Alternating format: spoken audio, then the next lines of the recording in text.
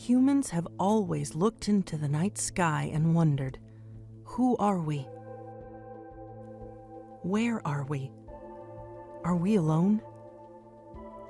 100 years ago, a common understanding was that our galaxy, the Milky Way, was all there was.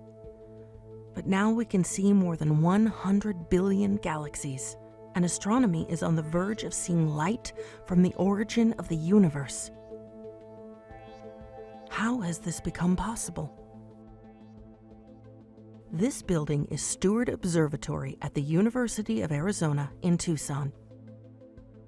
It began as one building with one telescope.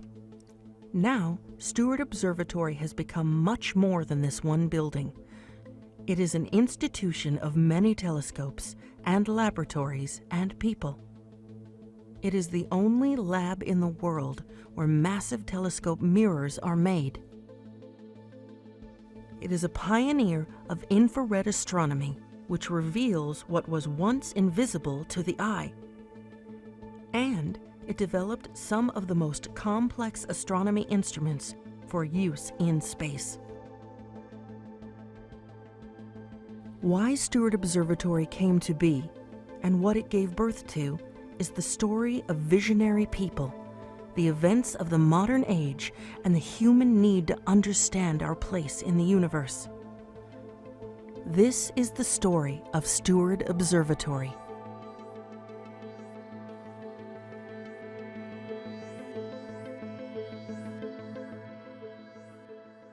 The roots of modern astronomy in Arizona stretch back 150 years to a chance encounter between two New Englanders, one of whom was consumed by the desire to find life in space.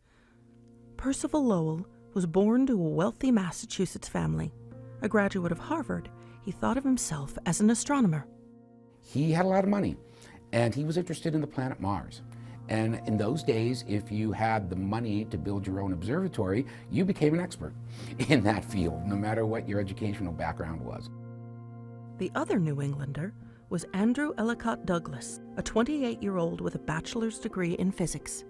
So he hired the young Douglas to come out to the Arizona Territory to find a location for his telescope and to build the observatory. Flagstaff is where the first major observatory in what was then the Arizona Territory was built. Douglas oversaw the construction of and helped build Lowell's Observatory. You know, the world was smaller and the science enterprise was smaller and people weren't as specialized, and it was a kind of wild frontier, so, you know, you had to make it up as you went along. Arizona, in its early days, picked up rugged individualists. They decided what they wanted to do and they got out and they did it. Lowell would come out from time to time and make observations, but it was basically from 1894 to 1900, A.E. Douglas ran the Lowell Observatory. At the turn of the 20th century, conventional wisdom held that there was a civilization on Mars.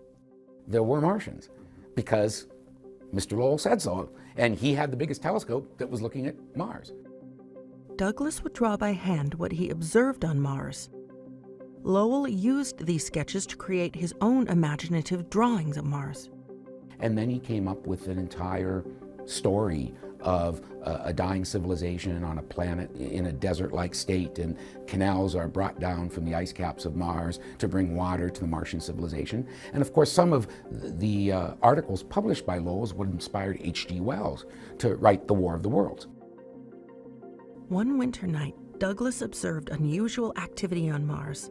This was the sighting Lowell had long hoped for. Douglas was at the telescope in Flagstaff observing Mars. Douglas saw something that looked like a wisp, like little wisps. For Percival Lowell, those wisps were proof of life on Mars. But to A.E. Douglas, they proved nothing. Douglas publicly disagreed with Lowell and lost his job. Douglas was basically fired for being a good scientist.